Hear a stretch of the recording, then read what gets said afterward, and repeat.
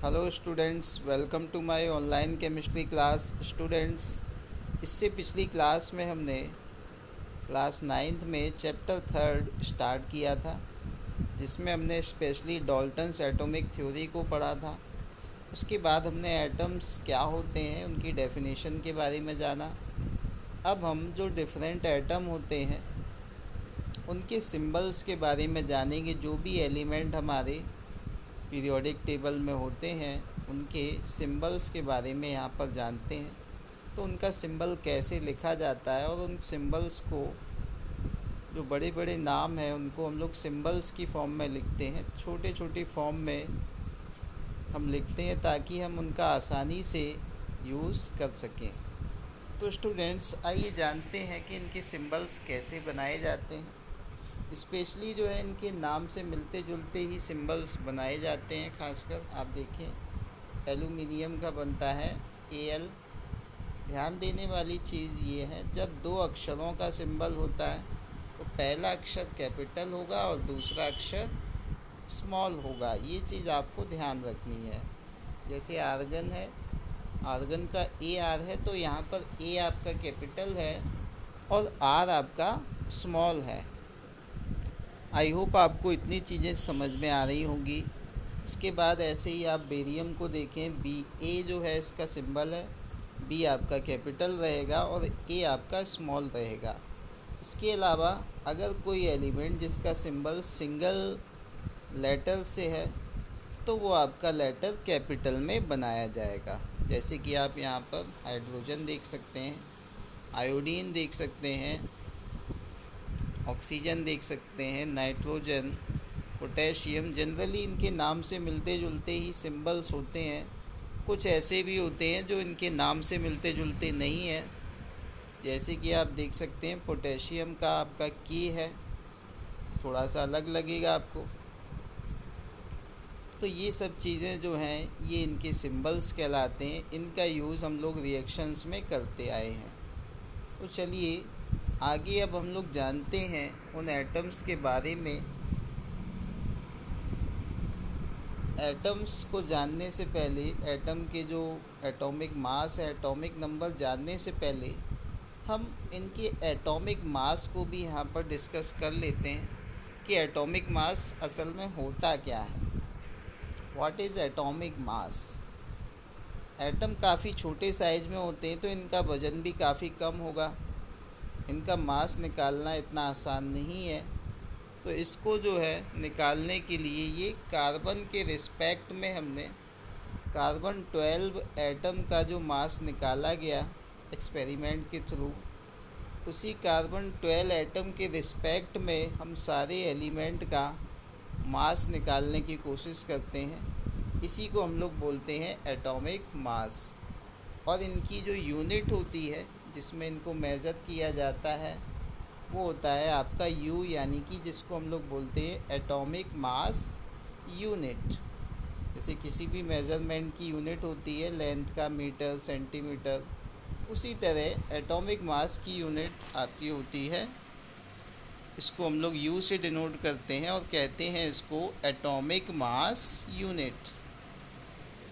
तो atomic mass कैसे निकाला जाता है किसी भी एलिमेंट का? तो आप देख सकते हैं, कार्बन का जो मास निकल कर आया था एक्सपेरिमेंट से, उसको जब हम लोग 1/12 करते हैं, यानी उसको जब हम 12 से डिवाइड करते हैं, उसके रिस्पेक्ट में जो आपके एलिमेंट का मास होता है वही आपका एटॉमिक मास कहलाता है। आई होप आपको यहाँ पर ये चीज़ें समझ में आ रही होंगी। जैसे हाइड्रोजन का एटॉमिक मास होता है 1, कार्बन का 12। ये तो कुछ आपके नाम हैं जिनका एटॉमिक मास आपको यहाँ पर दिया गया है। आगे हम लोग एक टेबल पूरी देखेंगे जिसमें एटॉमिक नंबर 1 से लेकर 20 तक के सारे एलिमेंट्स का एटॉमिक नंबर आपको दिया होगा, एटॉमिक मास दिया होगा, वैलेंसी दी गई होगी, नंबर ऑफ प्रोटॉन कैसे निकालते हैं वो भी आपको बताया जाएगा। तो फ़िलहाल आप इनको देख लें। नाइट्रोजन का 14 है, ऑक्सीजन का 16 है, सोडियम का 23 है, मैग्नीशियम का 24, एल्यूमिनियम का 27, सल्फ़र का 32, क्लोरीन का 35.5 और कैल्शियम का एटॉमिक नंबर होता है 40। तो इतनी चीज़ें आपको यहाँ तक समझ में आई होंगी। एटम के बारे में आप जान चुके हैं, एटॉमिक मास के बारे में आपने जान लिया, यानी एटम का वज़न कितना होता है। आगे चलते हैं अब हम लोग नेक्स्ट स्लाइड पर। तो स्टूडेंट, ये टेबल आपके लिए काफ़ी इम्पोर्टेंट है। आप देखें तो यहाँ पर आपको एटॉमिक नंबर दिए गए हैं, जो भी आपके एलिमेंट हैं उनका number of electrons, atomic mass दिया गया है। इसके अलावा उनकी वैलेंसी भी आपको दी गई है। वैलेंसी का यूज़ आप आगे आने वाले इस चैप्टर के टॉपिक में करेंगे, जहाँ पर आपको केमिकल फार्मूला बनाना होगा, तो वो हम बाद में पढ़ेंगे। फ़िलहाल हम यहाँ पर इसके एटॉमिक नंबर को जानते हैं, एटॉमिक मास को जानते हैं और इनकी वैलेंसी के बारे में जानते हैं। तो आप चाहें तो इसका स्क्रीनशॉट ले सकते हैं। तो ये टेबल जो है आपको एक तरीके से मेमोराइज़ करनी है, ये आपके लिए काफ़ी यूज़फुल रहेगी। आगे के टॉपिक आप तभी कर पाएंगे जब आप इनका एटॉमिक नंबर, एटॉमिक मास और इनकी वैलेंसी के बारे में, कम से कम इन 3 चीज़ों के बारे में आपको इनकी जानकारी होनी चाहिए। जैसे कि आप एटॉमिक नंबर आपको पता होना चाहिए, एटॉमिक मास और कम से कम वैलेंसी आपको पता होनी चाहिए। तो स्टूडेंट्स, जैसे हाइड्रोजन की बात करें, हाइड्रोजन का एटॉमिक नंबर 1 होता है, एटॉमिक मास इसका वो भी 1 है और वैलेंसी भी इसकी +1 होती है।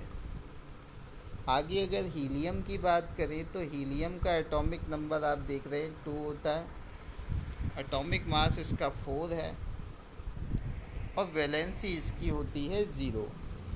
इसी तरह लिथियम का एटॉमिक नंबर 3 है, एटॉमिक मास इनका 7 है और इनके जो वैलेंसी है वो है इनकी +1।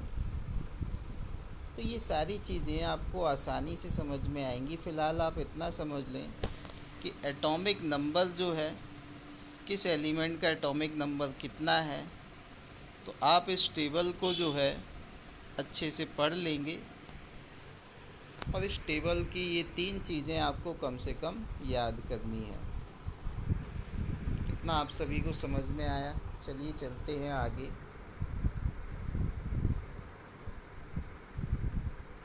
एक और चीज़ जो मैं आपको बता रहा हूँ, इसमें टेबल में आप देखेंगे नंबर ऑफ़ इलेक्ट्रॉन्स दिए हैं, नंबर ऑफ़ प्रोटॉन्स दिए हैं। तो ये निकालना थोड़ा आसान है, इसको आप थोड़ा सा समझ लें। जो नंबर ऑफ़ प्रोटॉन्स होते हैं आपके, वो एटॉमिक नंबर के बराबर होते हैं। नंबर ऑफ़ प्रोटॉन आपको याद करने की ज़रूरत नहीं है। जितना आपका एटॉमिक नंबर होगा उतना ही आपका नंबर ऑफ़ प्रोटॉन्स होगा। प्रोटॉन्स यानी पॉजिटिव चार्ज वाले जो पार्ट होंगे एटम के अंदर, वो आपके होते हैं protons.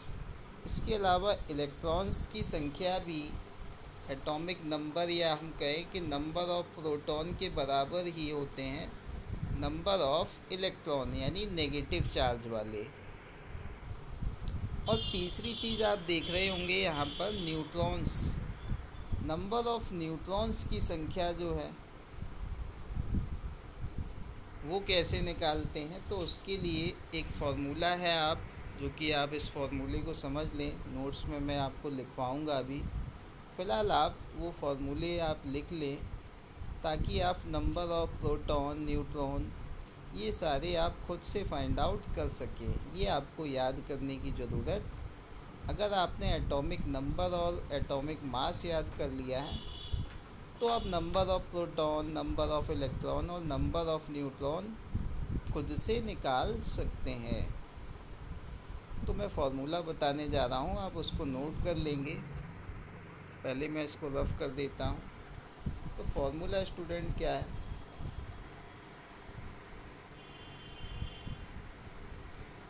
Z is equal to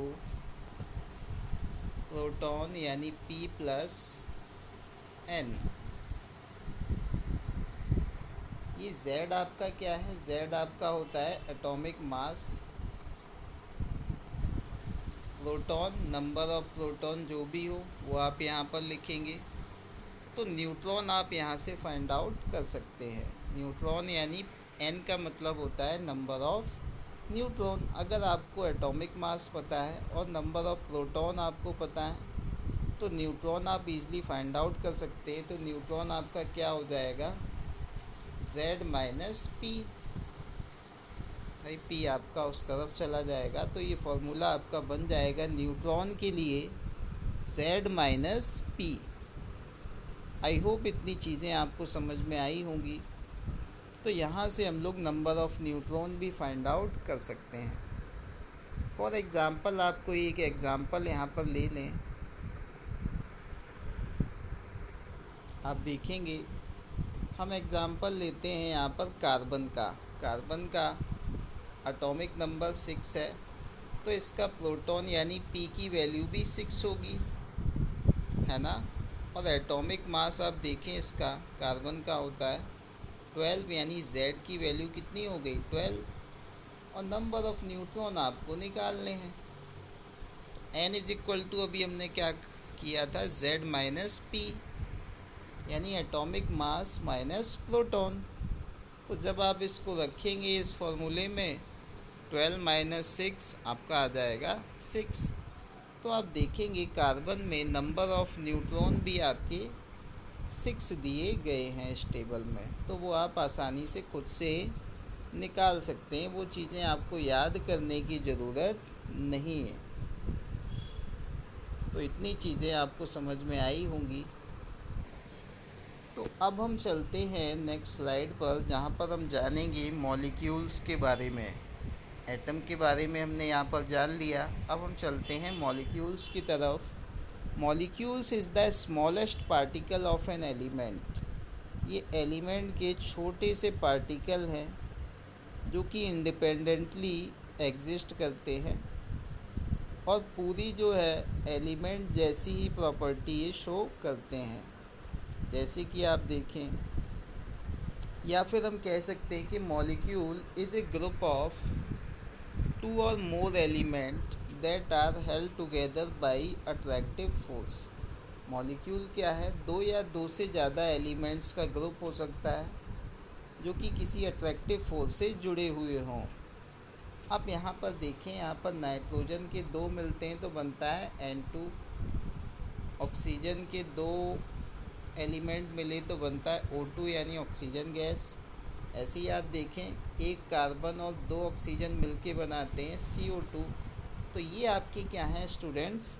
ये आपके मॉलिक्यूल्स कहलाते हैं। सेम एलिमेंट के जब एटम एक दूसरे के साथ जुड़ते हैं या फिर किसी दूसरे के साथ जुड़ते हैं, यहाँ तो आप देखें ये सेम है O और O, N और N, Cl और Cl। तो ये भी आपके एलिमेंट हैं और किसी दूसरे के साथ भी जुड़ते हैं। जैसे हाइड्रोजन यहाँ पर ऑक्सीजन के साथ जुड़ा है, कार्बन यहाँ पर ऑक्सीजन के साथ जुड़ा है। तो आप देख सकते हैं कि यहाँ पर भी ये जो आपके एलिमेंट है ये एक साथ मिलकर मॉलिक्यूल फॉर्म करते हैं। आई होप इतनी चीज़ें आपको समझ में आई होंगी। अब हम जान लेते हैं मॉलिक्यूल्स के टाइप के बारे में। इनके टाइप्स क्या होते हैं? एक होता है आपका मॉलिक्यूल्स ऑफ एलिमेंट। एलिमेंट से मिलकर, जो एक ही जैसे एलिमेंट से मिलकर बनते हैं वो आपके मॉलिक्यूल्स कहलाते हैं, यानी इनको हम लोग बोलते हैं मॉलिक्यूल ऑफ एलिमेंट। कुछ मॉलिक्यूल जो होते हैं उनमें केवल एक एटम होता है और कुछ मॉलिक्यूल होते हैं जिनमें एक से ज़्यादा एटम हो सकते हैं। अब बात आती है स्टूडेंट एटॉमिसिटी क्या होती है, ये क्या टर्म है? इस टर्म को भी जानना ज़रूरी है।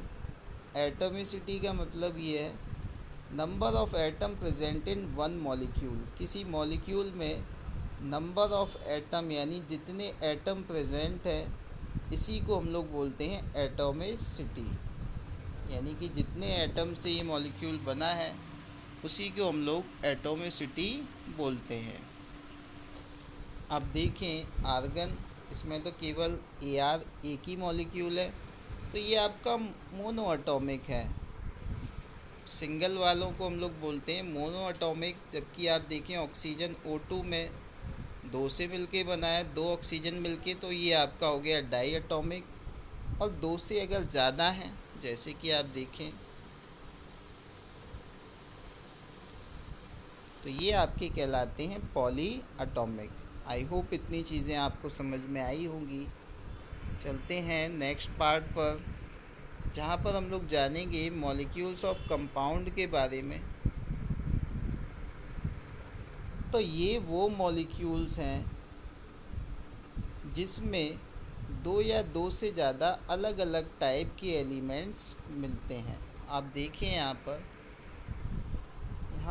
हाइड्रोजन के दो मॉलिक्यूल्स मिल रहे हैं और ऑक्सीजन का एक मॉलिक्यूल मिल रहा है।